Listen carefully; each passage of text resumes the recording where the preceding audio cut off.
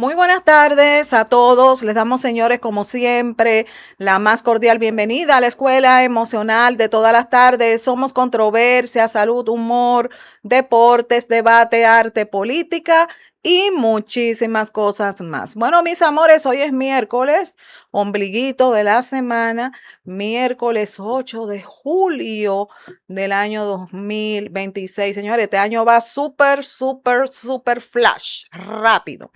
Bueno, vamos a compartir la frase del día.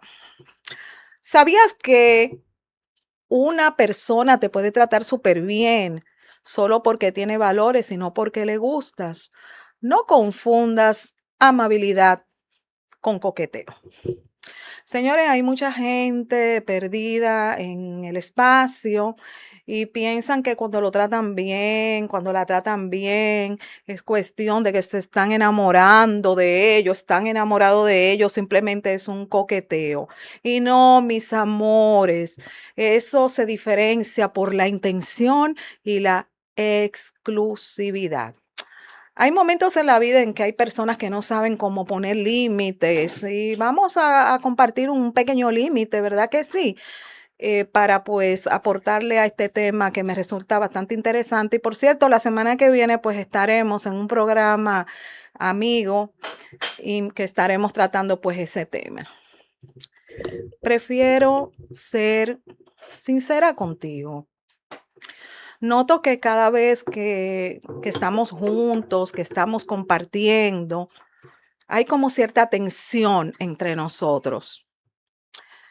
Y quiero decirte que estamos bailando en ritmos diferentes. Yo quiero simplemente tu amistad, no otra cosa. Señores, miren qué lindo se oye eso. Ya ahí usted está estableciendo un límite para no fracturar, ¿verdad que sí? Esa relación de amistad, pero ustedes saben que de ahí para allá depende del otro. Bueno, el día de hoy, mis amores, nos vamos a un mundo muy importante, el mundo de la familia.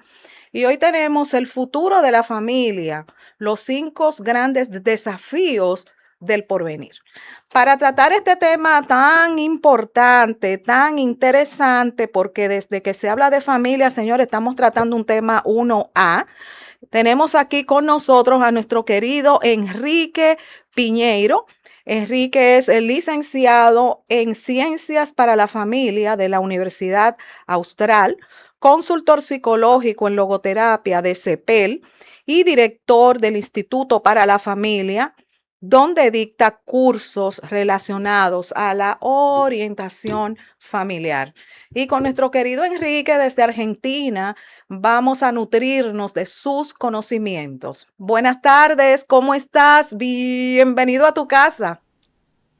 Muchas gracias. ¿Cómo estás, querida Crismeli? Qué alegría siempre poder estar en tu programa. Te agradezco muchísimo por esta invitación, para poder difundir los valores familiares y también para estar preparados o reflexionar juntos acerca de lo que se viene, ¿no? En estos cambios tan abruptos que hay en la humanidad hoy en día. Así que gracias por esta invitación. Para nosotros como programa realmente es un inmenso honor y un inmenso placer tener un profesional de tu talla, que eres especialista, perdón, en este tipo de temas de familia.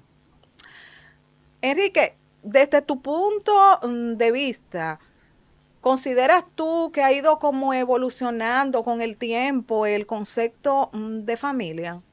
¿Qué opinas? Sí, realmente ha cambiado el concepto de familia y lo que antes pensábamos hace algunas décadas atrás, que era un concepto más rígido, hoy se ha flexibilizado y tenemos otras clases de familias. Pero lo que es la familia en sí, la esencia de lo que es la familia en sí, un grupo de parentesco cercano donde hay padres, hijos, donde hay tal vez abuelos, tíos, eso no ha cambiado. Eso sigue intacto, aún con los cambios tan abruptos de la mega información, de la irrupción de la tecnología, de la inteligencia artificial y de tantos otros desafíos de los que vamos a hablar hoy, realmente siempre la familia fue necesaria, siempre fue necesario y no cambió el hecho de que necesitamos todos sentirnos queridos, todos nacemos, por lo tanto nacemos y necesitamos cuidados especiales y a la vez cuidamos especialmente a los que vienen. Necesitamos cariño, necesitamos que se nos enseñen valores, que se nos enseñen cómo vivir en la sociedad y cómo ser útiles en esa sociedad en la que nos inmiscuimos y en la que trabajamos. No importa que haya sido la edad de piedra, el invento de la agricultura, haber estado bajo el Imperio Romano o bajo en la Edad Media, la Revolución Francesa, siempre a lo largo del tiempo, aún en los grandes conflictos armados, la Primera, la Segunda Guerra Mundial, la irrupción de la Revolución Industrial, la familia se mantuvo intacta en la esencia de sentirnos queridos, de necesitar amor, de poder brindar amor, de cultivar los vínculos y la necesidad de que esos vínculos sean sanos para una vida plena, para no arrastrar cargas ni lastimaduras en el alma a lo largo de la vida. Por lo que la familia juega un papel importante y tal vez la pregunta sea, a ver, ¿qué es lo que va a atacar a la familia? O de que podemos hacer una lista inconmensurable, sino qué puede la familia hacer para adaptarse a estos cambios que son tan abruptos, tan grandes, que están viniendo, que ya se están sintiendo y que en los próximos años, y no me refiero a décadas, sino ya mismo, ahora en el 2026, en el 2027, como anuncian los grandes popes de la tecnología, van a arrasar con muchas cosas que creíamos establecidas y que parecían ser firmes. La firmeza y la estabilidad ha sido una ilusión y hasta ahora, y la continuidad también, y mucho cambiará, muchísimo. Aún será más abrupto de lo que fue el del siglo XIX, la revolución industrial que comenzó con la tímida máquina de vapor, siguió con las fábricas, las materias primas, el imperialismo y todo lo que conocemos en la historia, que cambió por completo los modelos y los moldes del trabajo y de la vida en sociedad y por lo tanto también de la vida familiar. Enrique, estamos viviendo en un mundo muy materialista, excesivamente materialista.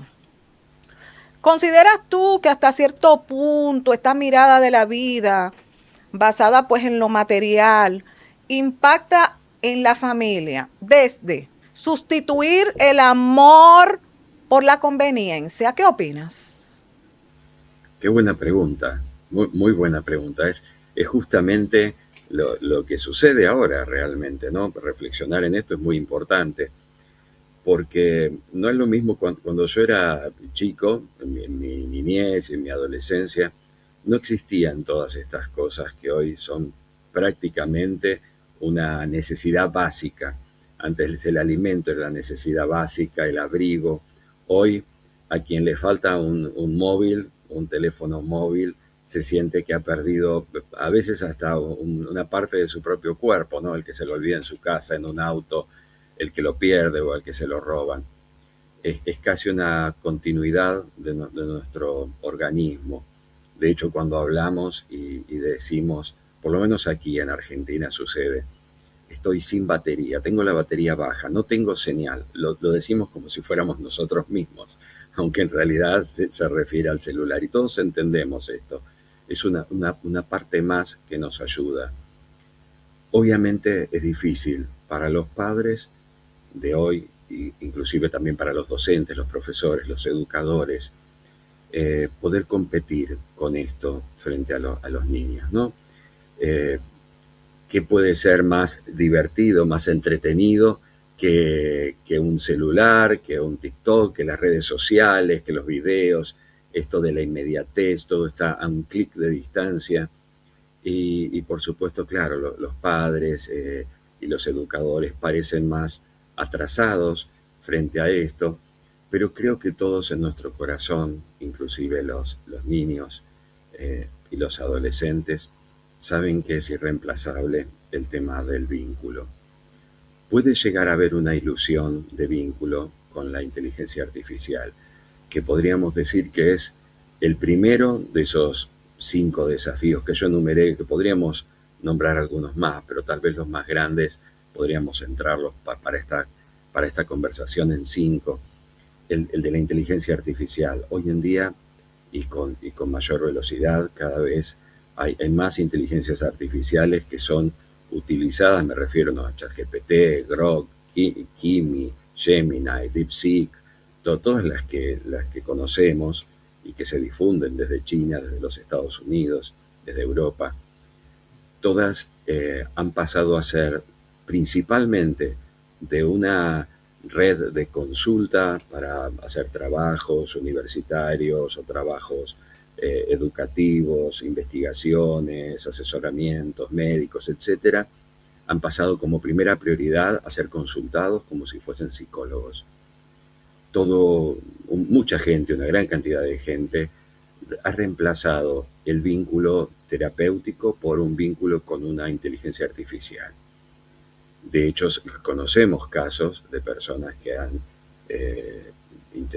hecho intentos de suicidio cuando han perdido esa conexión con la inteligencia artificial, sintiendo que era un vínculo semejante o asimilable al humano. Y por cierto que puede emular la inteligencia artificial esa conexión privada. Hay inteligencias artificiales que dialogan con estos clientes o usuarios a lo largo de mucho tiempo y que llegan a conocerlos de una manera que es sorprendente, a veces indicando esto o aquello que es importante para la vida, dando consejos o decidiendo inclusive por ellos, haciendo sugerencias muy asertivas. Por cierto que son asertivas. Pero creo que la importancia de la familia en esta nueva etapa y en la próxima, en los próximos años venideros, va a ser no tanto mermar esto de la inteligencia artificial, que puede ser y de cierto es sumamente beneficiosa para todo tipo de progresos, sino limitar o indicar o poner un eje de valores o de virtudes para decir a los chicos hasta cuándo, hasta dónde, y poder discernir, el poder discernir cómo utilizarla y hasta dónde utilizarla y para qué utilizarlo. Ciertamente no podemos profetizar en cuanto al futuro, pero el futuro nos depara enormes sorpresas y nos dejará con la boca abierta en estas nuevas tecnologías, pero de ninguna manera podrán reemplazar el calor humano, la amistad, el cuidado, una caricia, una conversación profunda con alguien que te conoce desde que naciste, o con tu hijo, a quien conoces desde que nació y a quien has cuidado y ayudado a lo largo de la vida. Eso hasta donde yo pienso y entiendo y creo será irreemplazable. Enrique, en esa parte tan interesante que estás compartiendo con nosotros relacionado al impacto de las redes, de lo nuevo, de la tecnología, me surge una pregunta, una inquietud. Tú sabes que en la actualidad mayormente las personas viven ensimismados en su mundo virtual. Inclusive vamos a cualquier lugar y todo el mundo anda con su celular en la mano. Y hay espacios donde hay que decirle a la gente, venimos a compartir, por favor, apaguen los celulares porque ya la gente tiene hasta cierto punto una gran adicción a esto. Ese ensimismamiento, esa frialdad que hasta cierto punto se percibe en mucha gente, ¿de qué manera impacta a la familia?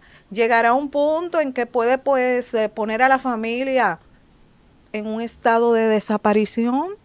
¿Qué opinas? Qué buen concepto, ¿no? El estado de desaparición. Es cierto, esto de estar en un lugar físicamente, pero no estar conectado. Aquí se ven numerosas parejas y lo veo también en los informativos, y es algo que llama mucho la atención de los especialistas, la cantidad de gente que sale a pasear o que sale a tomar algo a un bar, a un restaurante, y en lugar de conversar, cada uno está con su móvil, con su celular, con su teléfono portátil, eh, observando qué hay de nuevo allí. Pareciera que nadie quiere perderse lo último que subió aquel amigo o aquel conocido o aquel famoso. Todos quieren estar al tanto de eso que a la vez es una imagen congelada que no representa verdaderamente la realidad. Hoy es muy común ver a los jóvenes sacándose, a los jóvenes y a los no tan jóvenes también, sacándose fotografías todo el tiempo, mirando su imagen, poniendo dónde están, a dónde van a ir, eh, maquillándose simplemente para salir en una imagen que muestra una superficie de lo humano, solo lo que se ve, algo por lo que hemos luchado mucho tiempo en la historia humana, de aprender y enseñarnos unos a otros. Superficial, lo que vemos, no es lo esencial del ser humano, ni es a lo que deberíamos apuntar.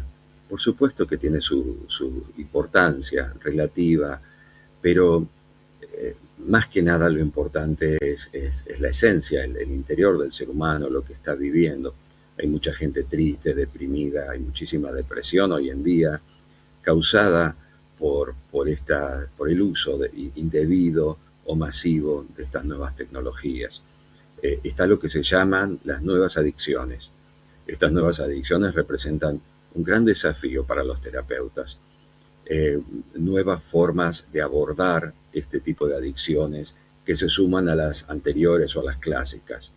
Chicos que están horas enteras mirando el celular, mirando las redes, que ya tienen un dispositivo y una manera de mostrar los reels, los shorts, que atrapan a los usuarios y los hacen segregar, como diría un neurocientífico, más dopamina y más neurotransmisores que los atrapan y les dan determinado placer o bienestar cerebral e intentan una y otra vez seguir y seguir.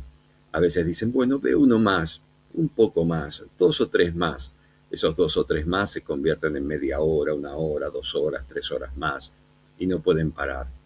Y por supuesto que hay síntomas de adicción, la irascibilidad, que ya hemos conversado en alguna otra charla sobre este tema y lo has hecho también en otras entrevistas con otros distinguidos invitados tuyos, pero es un gran desafío. No se ha conocido mucho, se está aprendiendo sobre estas nuevas adicciones, pero por supuesto que confrontan a la familia. Es muy difícil estos adolescentes, jóvenes, incluso los adultos, que puedan luego concentrarse en su trabajo, poder terminar tareas, poder hacerse responsables de sus obligaciones, de sus deberes. Lo que está robando de tiempo es inconmensurable. Ni que hablar de otro tipo de adicciones que tienen que ver con estas tecnologías que afectan enormemente la capacidad de pensar y producen enfermedades adictivas muy profundas, como lo son los llamados, mal llamados contenidos de adultos o pornografía, que esclavizan a las personas y es una de las pandemias más grandes que hay hoy en día en la humanidad, más de lo que la gente se imagina. Y por supuesto, otro desafío más va a ser, si me permitís, o no sé si quisieras Antes comentar de algo. Enrique, Sí, antes de que tú toques el siguiente desafío, yo tengo una inquietud y quiero aprovechar la dime. oportunidad que tú manejas el tema porque eres especialista en familia. La inquietud es la siguiente. Vemos, Enrique, que la gente día a día, eh, muchas personas deciden no tener como hijos. ¿Cómo impacta esto en el mundo de la familia? ¿Llegará algún momento en el que ¿Se verá tener familia como simplemente un proyecto opcional? Interesantísimo lo que me preguntas, porque me da pie para contar algunas cosas y reflexionar sobre unos temas muy importantes. Uno de ellos es una razón verdadera, esto de que la demografía está bajando en el mundo. Ha bajado en Occidente, me refiero a Europa y América, América Latina, América anglosajona, en una manera abrupta. Eh, la cantidad de hijos promedio en algunos lugares son menor a la cantidad necesaria para continuar con la misma cantidad de habitantes en un país. Eh, en África y en Asia, que eran los continentes donde aún continuaba creciendo la demografía, se está ralentizando en menor medida que en Europa y en Occidente, pero también en una manera que tiende a hacernos pensar que la tasa de natalidad bajará. Esto sí repercute, no hay muchos deseos por parte de la población joven de contraer matrimonio, ya no lo decimos, o de formar una pareja, o de formar una familia, lo que antes cualquier jovencito que se le preguntara hubiera dicho, sí, cuando sea grande voy a casarme, voy a tener hijos, que era el sueño no solo romántico, tal vez atribuible a las niñas, sino también a los hombres. Todo el mundo pensaba como un proyecto de vida ineludible, el formar una familia, el casarse, el tener eh, marido, mujer y tener chicos.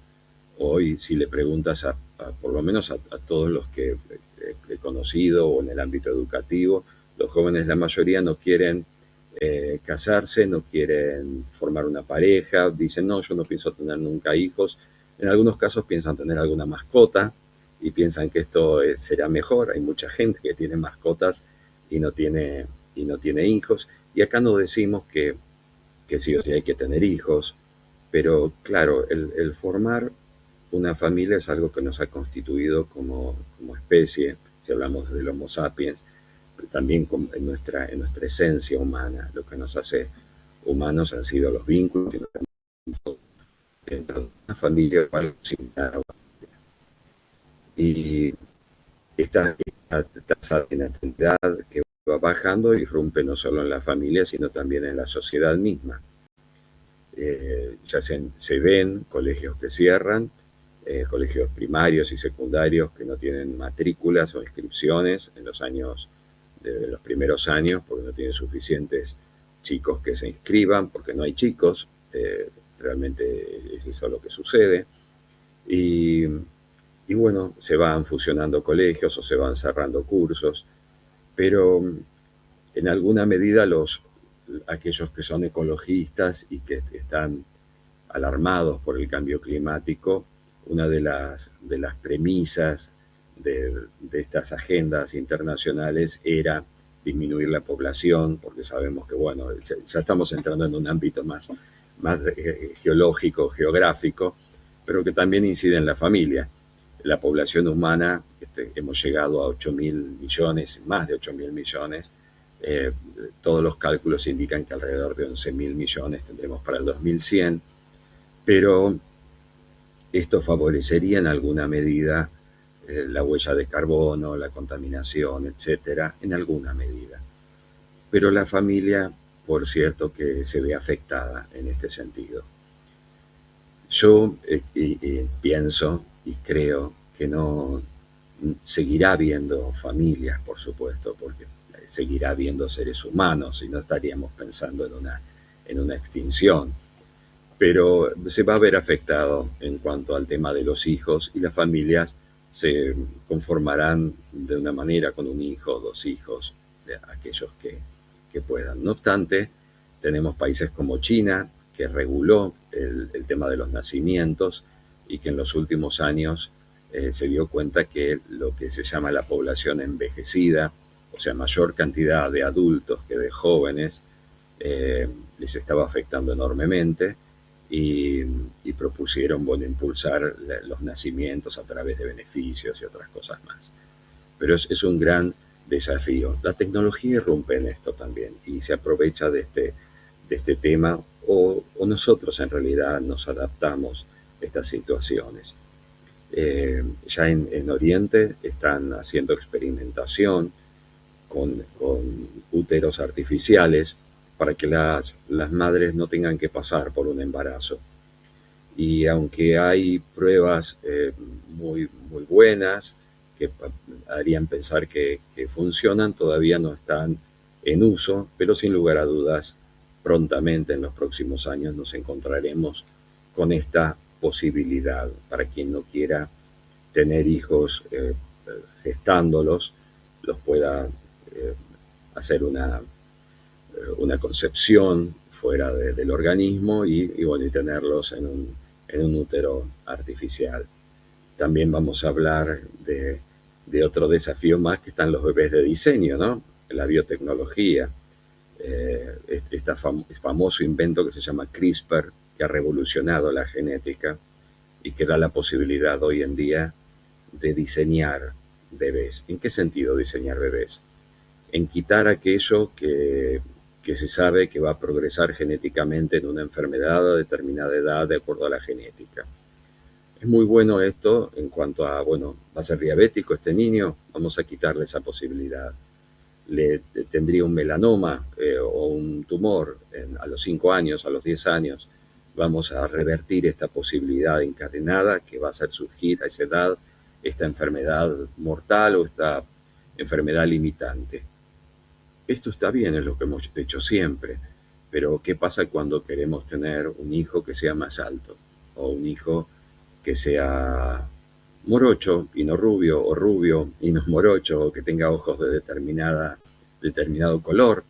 Eh, Ahí tendremos un dilema ético y bioético por el cual tendremos que discutir. En un comienzo será hasta egoísta pensar en reprimir estos cambios genéticos que puedan favorecer un mayor bienestar en los hijos, pero cuando comience todo esto, ¿por qué no tenerlo y quitarle los miedos? ¿Por qué no generar genéticamente que no tenga tanto frío, o hacerlo que salte mejor, o que salte más rápido, que tenga más coraje y tantas otras cosas?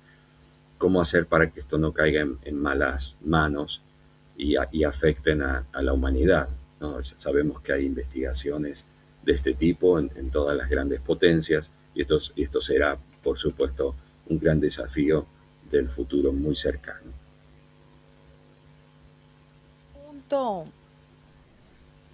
que genera mucha complejidad y que es una de las bases fundamentales de la familia y de la logoterapia también. Eres logoterapeuta y lo sabes, los valores. Estamos mirando hasta cierto punto muchos baches, muchos huecos en ese sentido, donde vemos mucha carencia de valores familiares. Desde tu experiencia en temas de familia, ¿cuál es el valor que está desapareciendo más de ese juego de valores que conocemos como valores familiares?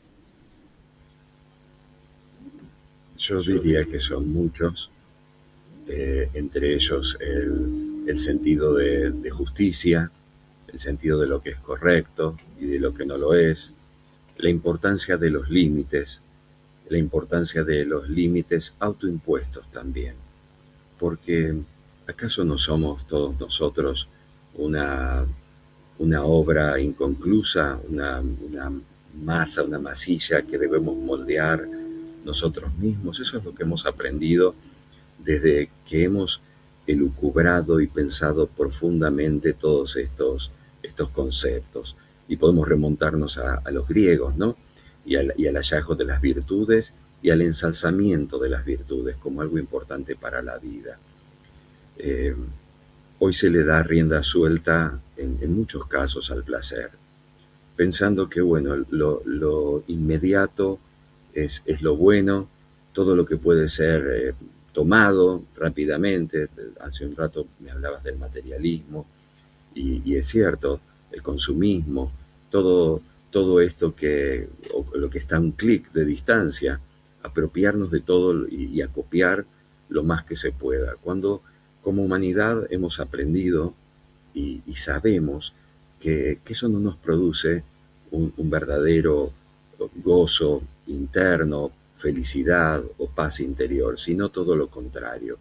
Nos produce un vacío existencial, y en muchos casos es una herramienta más o un vector para el aturdimiento, el llenarnos de bulla, de ruido y de muchas cosas para no vernos a nosotros mismos, para no trabajar en nosotros mismos y para seguir subsistiendo, persistiendo sin la plenitud a la que podríamos decir que somos llamados como seres humanos.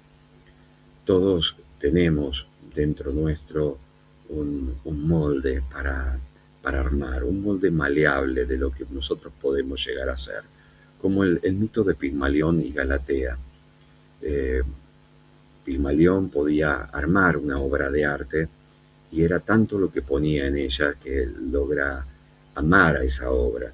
Si nosotros pudiéramos vernos a nosotros mismos con nuestro maravilloso potencial, incluso con el potencial que tenemos para, para la familia que formamos o que podríamos llegar a formar, para la pareja con la que podríamos llegar a compartir la vida, si pudiéramos aprender a confiar en nuestro potencial y por supuesto ejercer la fuerza de voluntad para esos valores que suelen perderse, la tentación de perder esos valores, como, como en el escrito de Homero, el sonido de las sirenas, ¿no? Ulises, que va en la embarcación, sabe, y perdón que me remito a este relato, pero es muy gráfico, sabe Ulises que está yendo, navegando y que pronto va a llegar a donde está el sonido de las sirenas, que lo único que hacen esas sirenas, que es un sonido tan lindo y tan atrapante, es captar la atención, obnubilar a las personas que lo oyen y llevar al barco a un naufragio, donde terminan muriendo. Pero él no quiere perderse eso. Hace que todos los tripulantes se pongan cera, que se taponen los oídos para no oírlo. Pero él intenta jugar, como muchas personas que se engañan con esto. Y perdón que esto creo que ya lo he dicho en tu programa, este cuento. Pero él quiere igual oírlo, o sea, quiere tener una parte de eso y una parte no, pide que lo aten al mástil, no se pone tapones de cera en los oídos y escucha el sonido del canto de las sirenas y no puede con sí mismo, trata de salir, se desespera.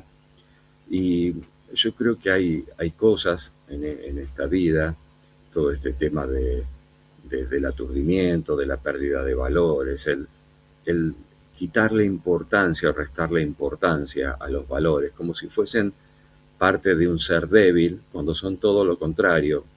Es un símbolo de hombría, de hombría de bien, y me refiero a humanidad de bien, tanto para el hombre como para la mujer. Sembrar estos principios, estos valores, cultivarlos, desarrollarlos en la vida. Hemos corroborado siglos tras siglos que quien sigue las virtudes, quien se domina a sí mismo, quien tiene firmeza con su propio temperamento, le va mejor en la vida, logra más cosas, puede cumplir con sus objetivos, responder a los llamados que hace la existencia y la vida misma.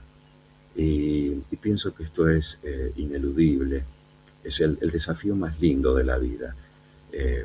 Problemas hay, los hay siempre, tentaciones, caminos bifurcados, pero somos nosotros quienes decidimos, en definitiva, y aun cuando no podamos decidir, como mencionaste la logoterapia, como Víctor Frankl en sus campos de concentración, él tenía la libertad, y así lo manifestaba, de tener la actitud interior, era libre de tener una actitud interior frente a aquello que no podía cambiarse, frente al sufrimiento, frente a un desafío que cualquiera de nosotros podría tener y que no pudiera ser cambiado.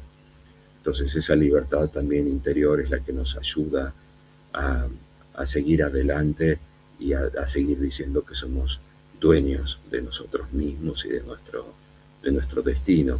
Y tal vez eso sea la mejor invitación que podría hacerle a las familias de hoy en día, una de las familias que están destrozadas o que tienen a los hijos alejados o parejas que se llevan mal, que hay maneras, que tantas maneras de hacer las cosas de otro modo, incluso de empezar de cero, de empezar de nuevo, de volver a repartir las cartas y empezar de nuevo. Pero requiere mucho de nosotros, requiere esfuerzo y, y el desarrollo de habilidades y de talentos que valen la pena ser ejercidos. Excelente todo eso que has compartido con nosotros. Me llama la atención esa parte cuando tú hablas de familias destruidas, que tenemos que empezar desde cero. Excelente. Pero entonces la pregunta que me surge desde ahí es la siguiente. ¿Dónde está el mayor enemigo de una familia? ¿Está dentro de la casa o fuera de la casa?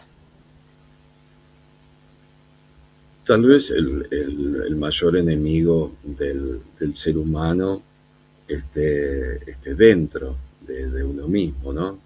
Eso que con lo que uno lucha de toda la vida, de querer convertirse en quien debería ser, ¿no? En el sueño del ser ideal, no del ser perfecto, porque eso no existe, no existe en absoluto, eh, pero sí del ser que es perfectible, que puede ser mejorado. Eh, Todos pueden tirar la toalla, como se dice en algunos deportes, y rendirse. No, es lo más fácil eso. Bueno, esto no va más, tiramos la toalla, bueno, este hijo no me habla, este hijo sigue un mal camino, sigue las drogas, o mi mujer pasa esto, mi marido esto, bueno, hay que separarse y listo, y a otra cosa. Eso es lo más fácil y entre comillas, porque suele ser lo más doloroso y lo más difícil. Generalmente es el camino más tortuoso y de mayor sufrimiento, que no termina en ese solo acto de la despedida. Continúa después, se incrementa, se judicializa en muchísimas ocasiones. Eh, los chicos sufren de aquí para allá con padres separados. Eh, por supuesto que se puede hacer eso, pero bueno, acá lo que yo propongo e invito es otro camino, el camino del esfuerzo, de seguir las virtudes, de poder cultivarlas y como dice la orientación familiar, que se diferencia de la psicoterapia tradicional porque tiene un ingrediente educativo, podemos aprender. Esa es lo esperanzador. Todos podemos aprender más acerca de cómo llevarnos mejor con nosotros mismos, cómo tratar con los enemigos internos y con los enemigos externos, con las cuestiones que suceden, con esto que íbamos a conversar sobre los desafíos que se vienen. Siempre se suman desafíos, ¿no, Crismeli? Siempre hay desafíos nuevos en la historia de la humanidad. Cuando se inventó el teléfono, la gente estaba desesperada. Muchos pensaban, se acabó la comunicación real de las personas. Este elemento del teléfono es un elemento satánico, porque no permite que la gente se comunique cara a cara y a la larga va a hacer que los vínculos queden destrozados. Puede ser, bueno, se alarmaron un poco, pero bueno, todo el mundo habla por teléfono y hoy no nos asustamos tanto. Bueno, ahora nos asustamos con la inteligencia artificial, con los robots que van a venir y van a circular entre nosotros por las calles, con los robots que van a ser educados y nos van a decir, como sucede en Corea del Sur y en China, esos robots que se acercan a los enfermos que son muy contagiosos porque no van los humanos y les llevan la medicación y tienen una cara muy, muy linda, muy nice, y les dicen, ¿cómo estás? Con una voz muy apacible y muy empática. ¿Cómo fue tu día hoy? Contame, estoy acá para escucharte. Y claro, todos dicen, son maravillosos, realmente. Y eso nos aterra, nos asusta. Pero ¿qué es eso sino una imitación de lo bueno que nosotros podemos hacer? No deja de ser algo humano. Eso es la esencia del humano. El poder ser o llegar a ser empático, cordial, amoroso con nuestro prójimo, y en este caso con el que estamos hablando, con la familia misma. Enrique, que estamos viviendo un tiempo que el individualismo está ganando pues la batalla. Ese primero yo, y yo, y yo, y yo, y después lo que se pueda. ¿Cómo está impactando esto a la familia en la actualidad? Y está impactando en mayor superficialidad de determinado grupo de la sociedad. Sabemos que con esto de la información, que está muy globalizada, eh, todo llega a todas partes inmediatamente. A veces determinados ídolos de la humanidad promueven comportamientos o actitudes consumistas, individualistas, egoístas, que, que no propenden a una vida más saludable. Pero creo que está a la vista y en forma muy clara para quienes quieren ver la claridad de la manifestación y de los frutos del individualismo, lo que sucede en el mundo hoy. Potencias que invaden otros países más débiles, eh, eh, dictadores que intentan subyugar a las personas por su propio interés, por su propio beneficio, por su propio enriquecimiento. Todo esto nos da una enorme enseñanza de que para vivir en sociedad o para vivir en una familia no se debe pensar y centrar el interés en uno mismo. Justamente una enseñanza que nos da la familia es la generosidad, el pensar no en uno mismo, sino el pensar en el conjunto, en el beneficio del conjunto. Eso llevado a una sociedad es el pensar en el bien común, en la comunidad de bienes, de la circulación de estos bienes. Me refiero a los bienes espirituales, ¿no? Al del buen trato, el respeto, el pensar en el otro, el ser empático, el no hacer a otro lo que no nos gustaría que nos hagan a nosotros, y todo lo que nos han dado las legislaciones de los países que consideramos civilizados en las últimas décadas, con el sentido de justicia, de magnanimidad y este ingrediente que tienen las leyes hoy en día, que si no, no podrían ser aceptadas, de que deben ser justas, correctas y dar a cada uno lo que le corresponda. Esto va en contra del individualismo. Dentro de la familia aprendemos esto. Y cuando lo aprendemos, si nuestra familia es fuerte y si las familias de una nación son fuertes, también puede ser fuerte esa nación. Todo lo que vemos en este mundo con tantas injusticias, el conflicto de Oriente Próximo, el conflicto de Rusia y Ucrania, el egoísmo en algunos lugares de África, las dictaduras también en nuestra América y querida América Latina. El egoísmo nos enseña que ese no es un buen camino. El beneficio de uno no sirve porque causa mucho sufrimiento al resto. Y en ese resto a veces podríamos llegar a estar nosotros. Por lo tanto, el mayor bien y la mejor decisión siempre es la generosidad común, que la aprendemos o la debemos desarrollar en nuestra propia familia. Que las cosas no son lineales y las relaciones tampoco.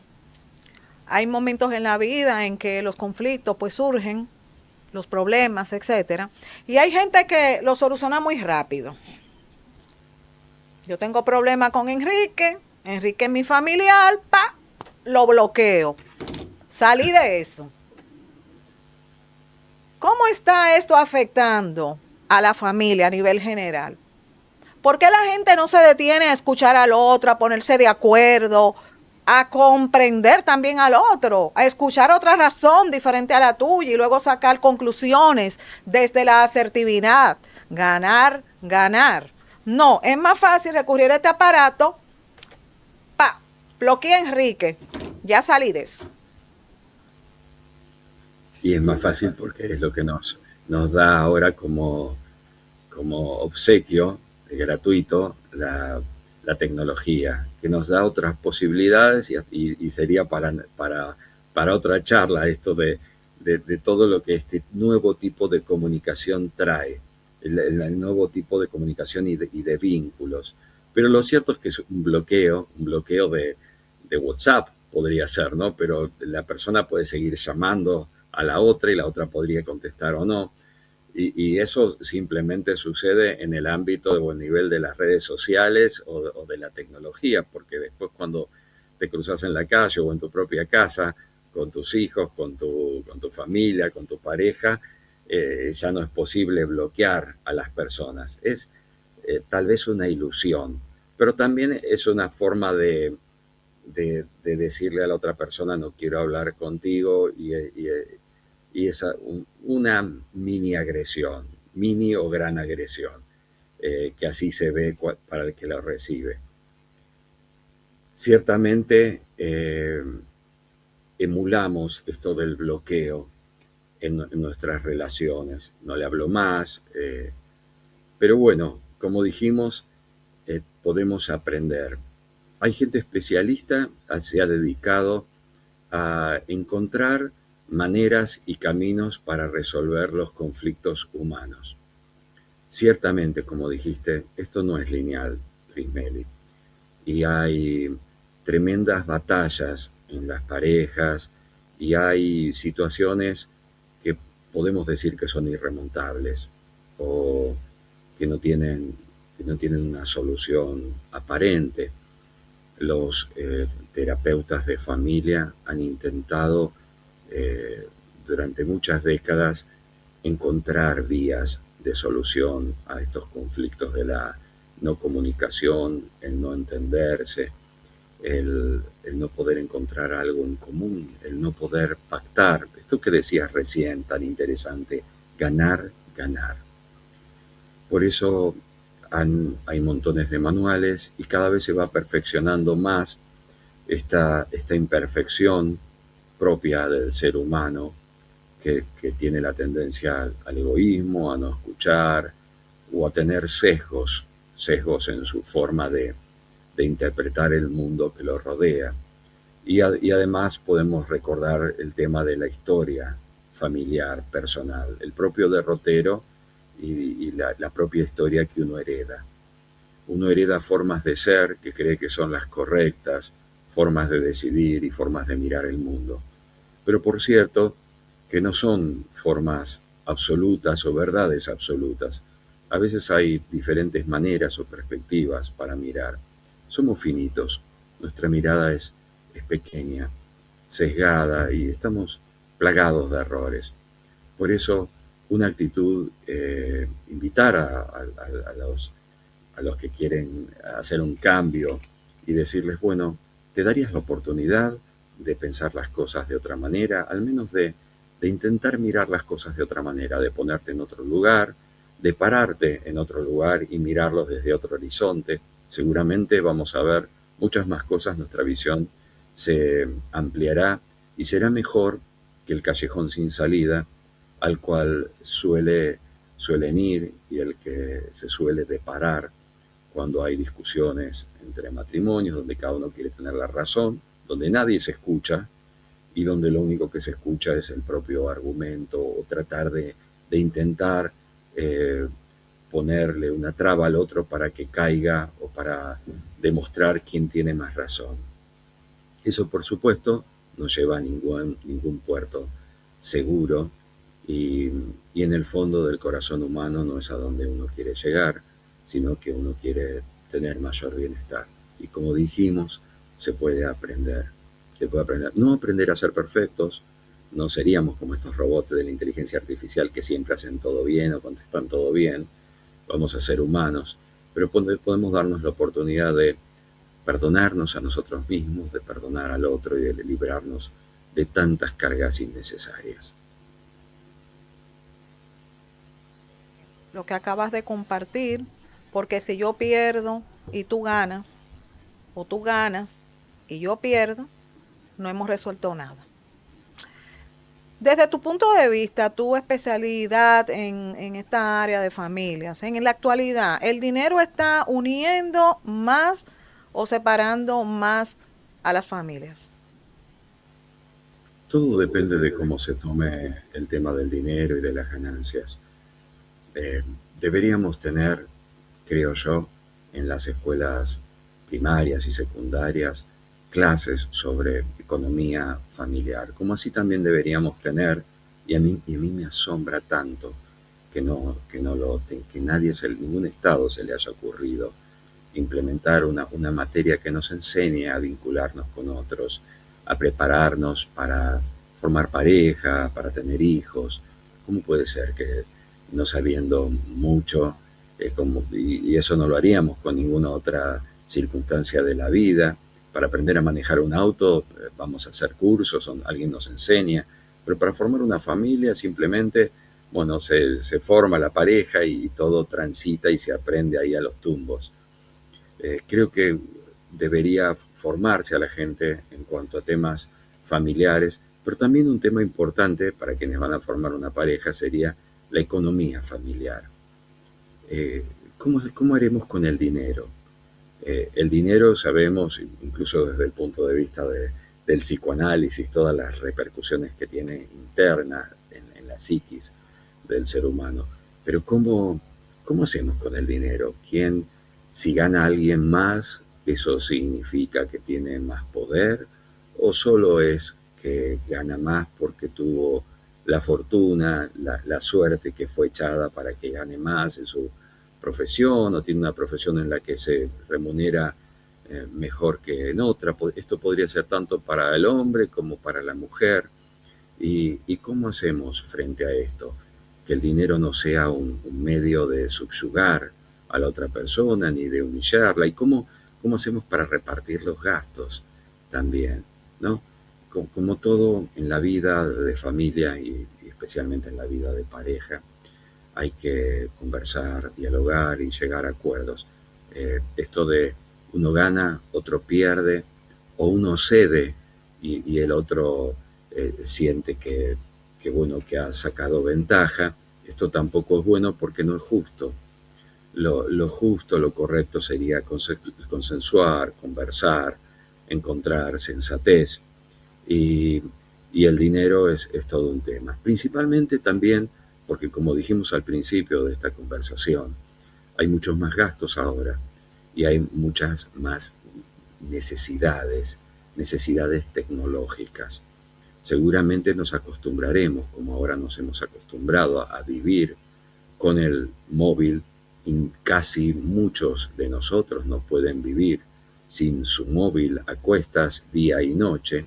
Nos acostumbraremos a tener en algún momento un asistente de inteligencia artificial que nos acompañe a lo largo de la vida para muchas decisiones.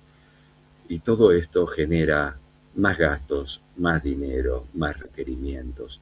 No son los mismos que cuando yo era chico, que con unas figuritas, unos autitos eh, o una pelota para jugar al fútbol nos sentíamos más que felices. Hoy en día todos los niños quieren y necesitan a veces para el colegio una tablet, una computadora, un ordenador, determinados tenis o zapatillas, como le decimos acá, para jugar a este deporte o aquel. Todos van a aprender idiomas. Eh, los requerimientos son enormes. Eso también ha hecho pensar en planificar la familia de otra manera y no, como se decía antes, con los hijos que vengan. Pero es algo que debe ser consensuado. El tema del dinero es un gran desafío, pero no es el único desafío.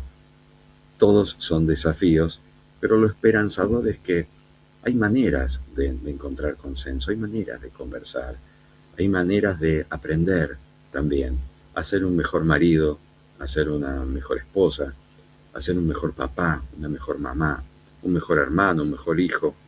Y, y vale la pena meternos en ese camino de aprendizaje para propio beneficio y para que cuando seamos grandes y miremos atrás, eh, podamos decir, qué bien, he tomado las mejores decisiones que he podido, he cometido infinidad de errores, pero no han sido adrede. He intentado mejorar, progresar y he dejado un legado a mi familia, un legado de esfuerzo, un legado de concentración y de responsabilidad, como he podido, con lo que he podido, con estas manos, pero he hecho mi mejor parte.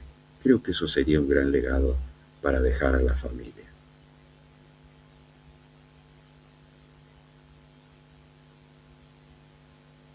En la actualidad, el principal refugio emocional de la gente, de las personas, o eso ha cambiado. No te oí la primera parte de la pregunta. ¿Me la De, podrías repetir, por ok, favor? sí. Desde tu punto de vista, ¿consideras tú que la familia en la actualidad sigue siendo el principal refugio emocional de las personas o esto ha cambiado? Pienso que es el principal refugio para toda persona. ¿Por qué? Aún aquellos que no tienen familia o que se han distanciado de su propia familia, añoran y sienten el hueco y el vacío de esa familia que no fue. Es una enorme herida el no haber tenido la disponibilidad, la posibilidad, la oportunidad y el privilegio de una familia. Todos tenemos familias imperfectas, no existen las familias perfectas, pero estas familias, con todas esas falencias, este calor humano que hay en el hogar, no existe nada que se pueda asemejar a esto. Es la fuente principal de abrigo, de cariño, de respeto, de enseñanza de valores. Dentro de la familia aprendemos a ser hombres y mujeres de bien, aprendemos a ser personas dignas y responsables y útiles a la sociedad, y aprendemos también a tomar decisiones correctas en este maremándum de tantos ruidos y sonidos y tantas luces que nos intentan atrapar o llevar por diferentes caminos. La familia sigue siendo el sostén, la columna para sostenerse en la vida. Yo he apostado en mis estudios y cuando acompaño a personas dolientes, siendo yo también un hombre con sus imperfecciones y con sus propios sufrimientos. Somos dolientes que acompañamos a otros dolientes. Esa es la verdad. Nadie es un superhombre ni un superdotado, pero he apostado a que sí se puede, a que se puede encontrar un sentido a la familia, se puede trascender a todo sufrimiento, desafío y problema que enfrente la familia hoy y los futuros que se enfrentarán. Siempre cambiarán, estarán con distintas máscaras, los desafíos y con distintos escenarios, pero aprender a sobrellevarlos y a superarlos juntos da una resiliencia, una fortaleza, una sinergia mucho mayor que hacerlo solo. Sí, pero vamos ahora a darle una mirada distinta. Excelente todo ¿Cómo lo que no? compartiste, pero tú sabes que en la vida misma, en la realidad, a veces la mirada no es igual y existen familias que lejos de darte todo ese soporte, esa protección, esos valores, ese amor que acabas de compartir, es todo lo contrario. Diríamos que tendrían una misión distante a esto de dañar a los miembros de su familia por las situaciones base que pueden tener los padres o etcétera, o cualquier miembro de la familia. Entonces, en ese tenor, ¿cómo impacta esto en lo que sería funcionabilidad, integración familiar y de qué manera pues esto puede afectar de manera individual a un sujeto? Afecta muchísimo. Tenemos eh, infinidad de casos, ¿no? De padres con conductas psicopáticas, padres violentos, abusadores sexuales, dañinos totalmente. Y sabemos que muchas de esas patologías son irrecuperables y persisten a lo largo del tiempo. En ese tipo de casos, por supuesto que lo mejor es que las personas, los individuos se alejen de esa fuente de dolor y de daño permanente. Hay padres, hay madres que lo único que hacen es ratificar una y otra vez la maldad sobre sus cónyuges, sobre sus hijos indefensos, a través del maltrato continuo, a través del desprecio, de la subestimación, de la proyección, de infinidad de falencias, carencias y, e imperfecciones psíquicas. Y por supuesto que causan un daño enorme. Hay que alejarse de ese daño y hay que encontrar la manera de hacerlo en forma saludable. Porque también, y mirá la importancia que tiene la familia y aún las familias disfuncionadas y las familias dañinas o malévolas, como en estos casos que hemos mencionado, que no es fácil para la víctima poder salir de ese lugar, porque a veces hay algo peor que todo eso, que es el salir del foco de pertenencia, del grupo de lo que era la familia, pero se puede salir, se puede superar y siempre hay una esperanza. Obviamente deja secuelas y condicionamientos, como aquellos que han ido a la guerra, han sufrido un accidente, secuelas físicas, secuelas en el alma. Y bueno, para eso estamos, está el resto de los seres humanos que pueden brindar abrigo, cariño, esperanza. Y hay personas buenas con las que personas dañadas forman familias y que sostienen a sus cónyuges en estos dolores y tienen paciencia en sus procesos y los ayudan y los sostienen a transitar esos infiernos personales hasta encontrar algún lugar donde pueda haber luz, donde pueda haber paz, donde pueda encontrar un lugar donde se sientan bien. Obviamente las secuelas son enormes, los condicionamientos, dependiendo de la persona, son feos, pero también existe esto, es una realidad humana, la realidad del mal, del daño, de la enfermedad, donde la enfermedad puede más que cualquiera de estos razonamientos o comentarios de los que hemos hablado hoy.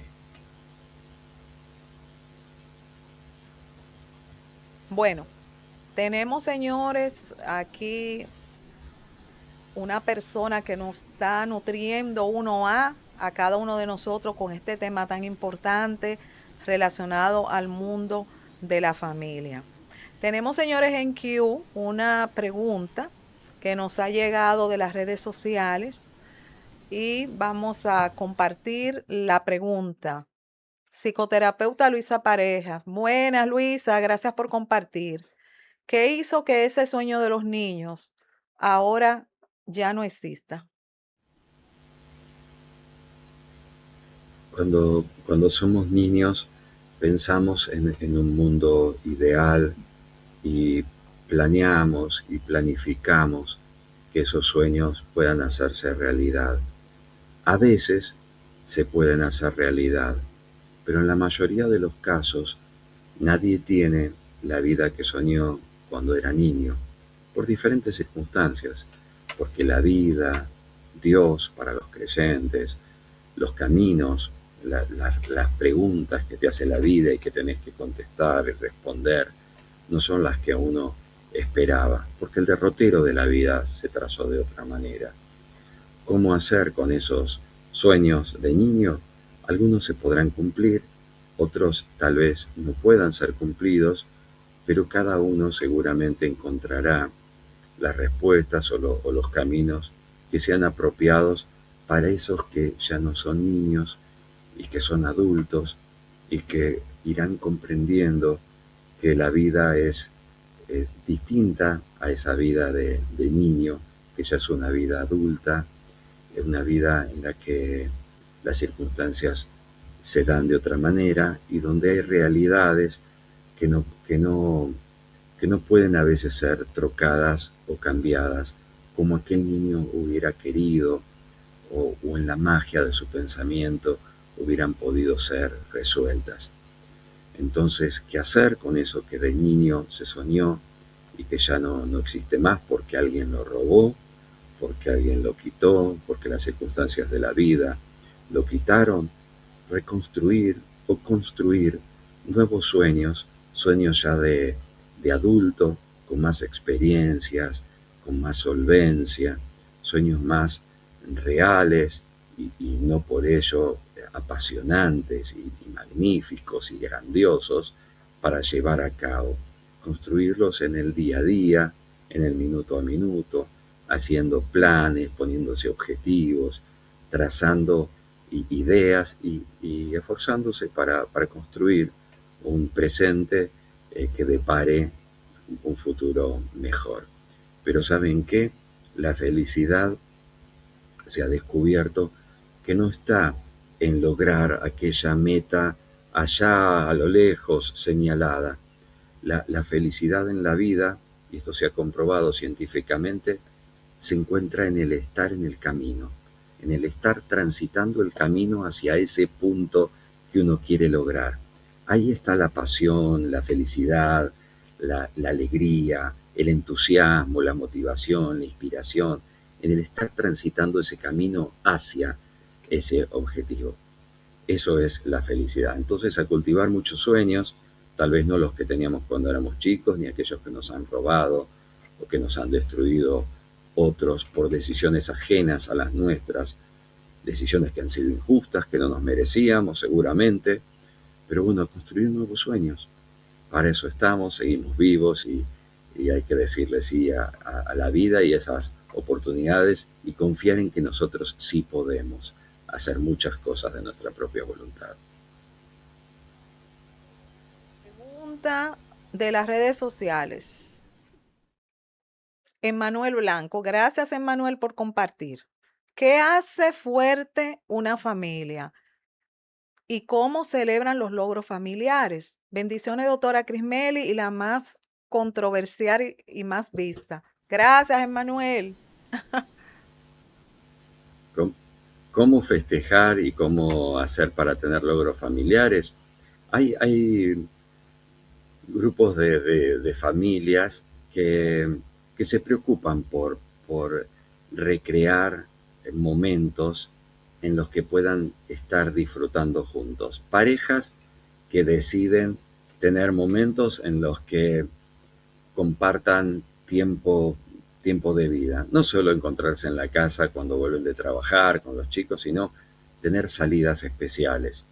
Por ejemplo, dejar los viernes a la noche para salir juntos como cuando eran novios.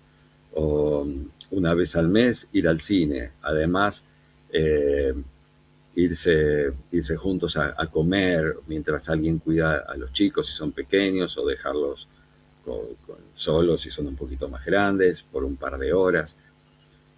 Hay familias que tienen un tiempo, que deciden tener un tiempo, esto es muy aconsejable, una vez a la semana para tener lo que podríamos llamar una noche de familia o una noche de hogar, en la que puedan conversar entre ellos sobre un tema, a veces asignar a alguien de los chicos o a uno de los papás a dar una especie de lección, tratar un tema y entre todos conversarlo, o dedicar un día de la semana a compartir juntos como familia una salida o ver una película juntos y después comentarlas, o una comida especial, una comida temática, y de esa manera celebrar, como se celebra día a día la existencia, ¿no?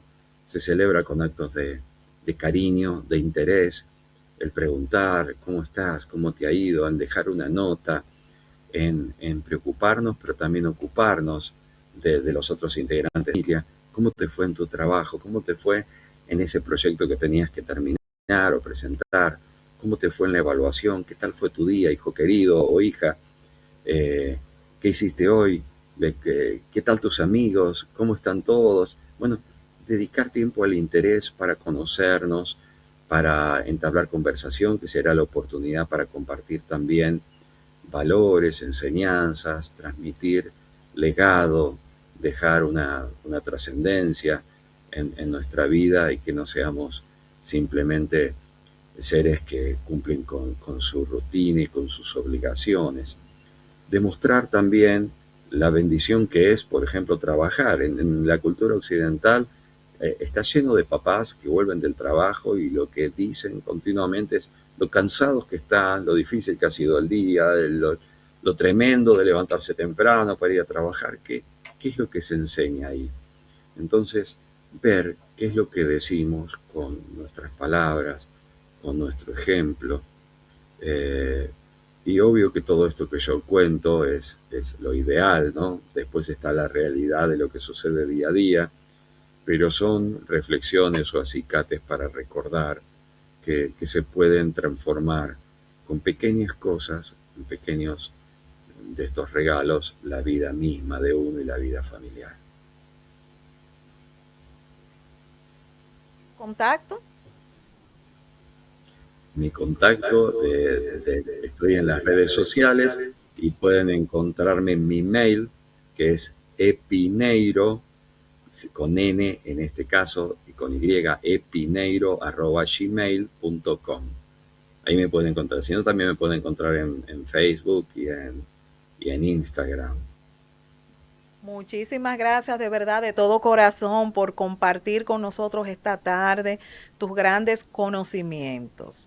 Quiero decirte que quedas formalmente invitado para la próxima semana para que sigamos dando una continuidad, porque quedaron muchísimos desafíos pendientes y preguntas. Con todo gusto. Va a ser un placer como siempre. Sabes que te quiero mucho y que te agradezco un montón y me encanta participar en tu programa. Muchas gracias, Cris Meli. Un honor contar contigo. Gracias de verdad. Bueno, mis amores, hemos llegado al final de esta entrega maravillosa correspondiente a este miércoles, ombliguito de la semana. Será hasta mañana, si papito Dios lo permite, que continuaremos navegando, caminando, transitando por el mundo de los temas complejos, temas controversiales. Soy Crismelis Brito Padilla, su doctora controversia. Nos vemos mañana, mis amores. Bye.